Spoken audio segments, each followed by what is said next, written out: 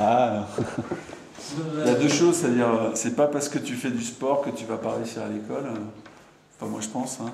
C'est-à-dire que c'est pas parce que tu t'entraînes euh, même, même 15 heures par semaine ou 20 heures par semaine que tu peux pas faire tes études à côté.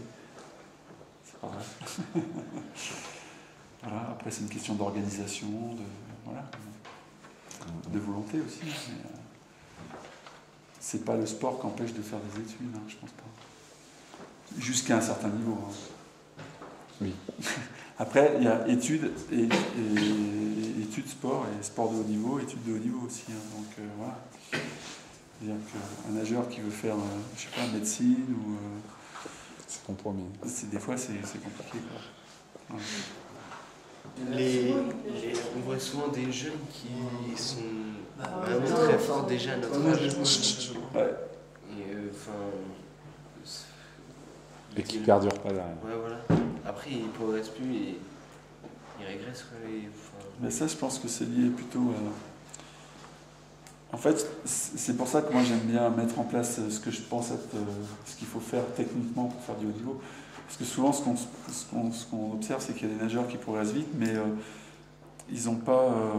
Il y a des choses qu'ils n'ont pas réglées en termes de technique. Et donc, à un moment, pour progresser, ils sont obligés de corriger. Ils arrivent à un point où ils ne peuvent plus progresser avec cette technique-là. Et souvent, changer de technique quand tu es déjà bon et que tu es le meilleur, ben c'est très difficile. Parce que tu régresses, le temps d'adapter une nouvelle technique. Et dans cette période-là, il y a ceux qui étaient moins bons qui te doublent. Et donc là, ça fait. c'est pas facile, quoi. Voilà. Surtout si tu as été très bon jeune et qu'on t'a dit que tu étais le meilleur en plus. Tu as du mal à le supporter.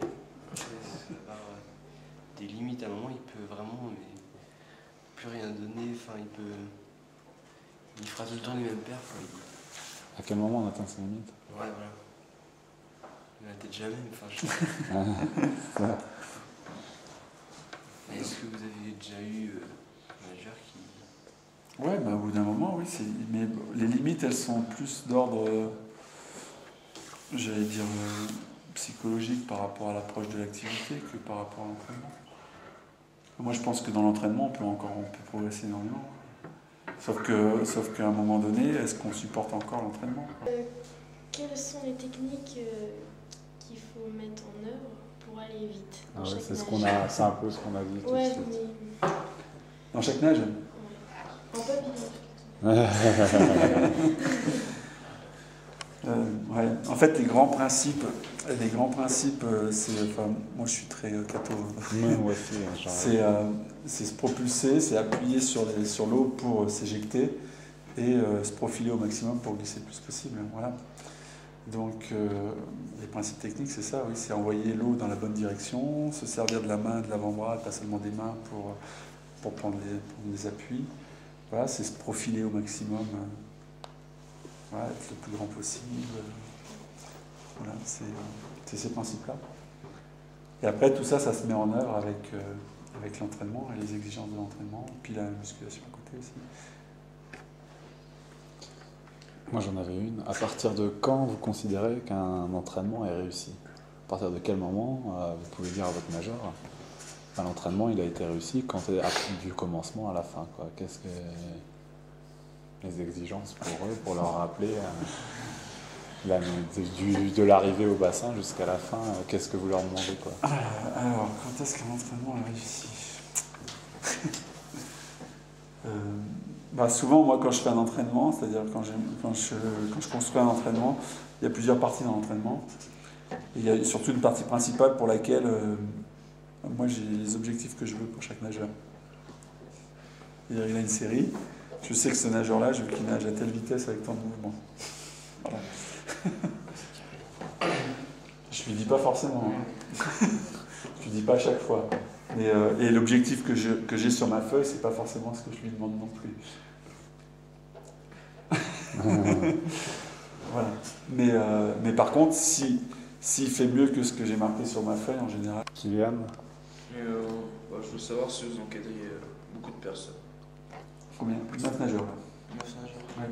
Donc, à l'année, l'effectif? Oui, donc là, il y a tout l'effectif qui est là, il y a 9 nageurs, il y a 6 filles et 3 garçons. Et que vous avez des exigences particulières. Des exigences? À quel niveau?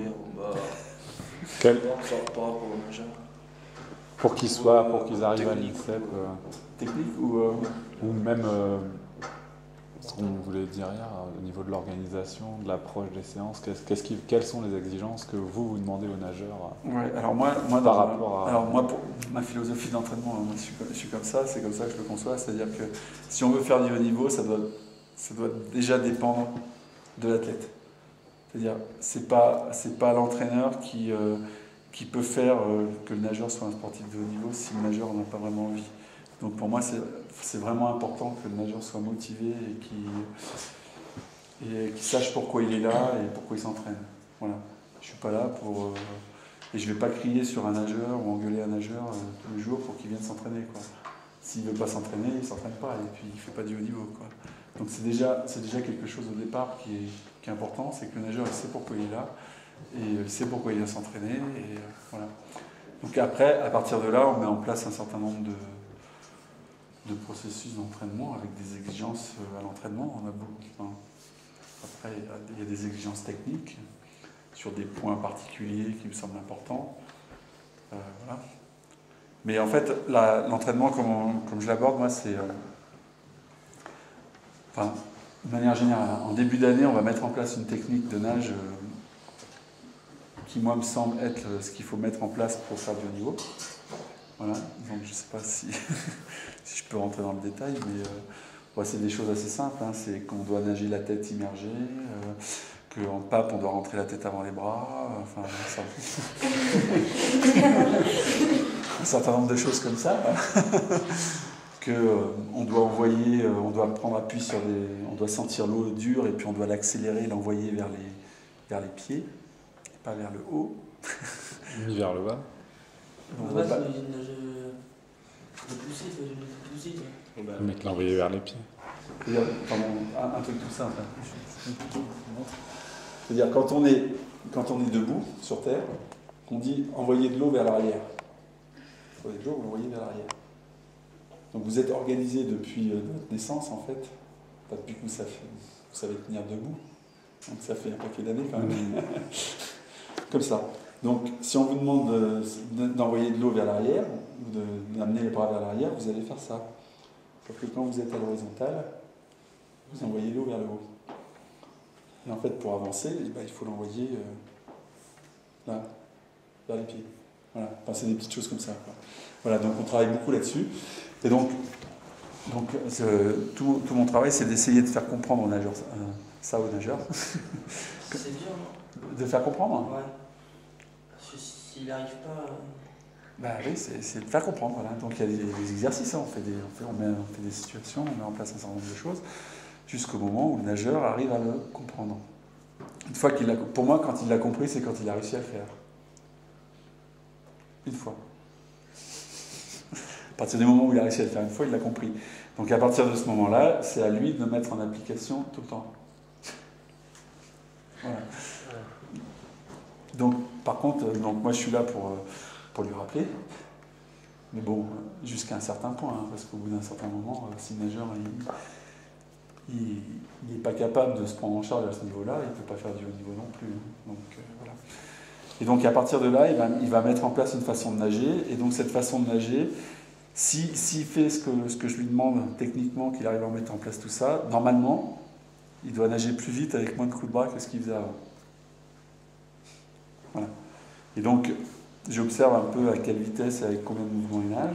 Et à partir de là, on se met d'accord. C'est-à-dire, quand tu nages comme tu dois nager par rapport à ce que je pense, tu dois nager à telle vitesse, à tant de coups de bras. Voilà. Donc après, s'il ne nage plus à la vitesse avec le nombre de coups de bras, c'est que soit il fait plus ce que je demande, parce qu'il n'est pas concentré, soit il est fatigué, ça peut arriver. Voilà, donc dans ce cas-là, voir pourquoi il est fatigué. Avant de diminuer l'entraînement, c'est voir s'il se couche tôt le soir, s'il mange bien. Voilà. Parce que j'ai un principe, c'est pas forcément adapter l'entraînement parce que l'athlète est fatigué. Parce que si je commence à adapter l'entraînement parce qu'il est fatigué, mais qu'il est fatigué non pas parce que c'est dur à l'entraînement, mais parce qu'il fait pas ce qu'il faut à côté, on perd son temps, on va pas dans le bon sens, quoi. Voilà. Donc c'est comme ça que ça s'organise, le niveau d'exigence. Et si le nageur, au bout d'un moment, c'est pour ça, si le nageur, au bout d'un moment, il n'arrive pas à se concentrer, et c'est ce que je vous disais tout à l'heure, hein, on sait qu'il aura du mal à faire du haut niveau.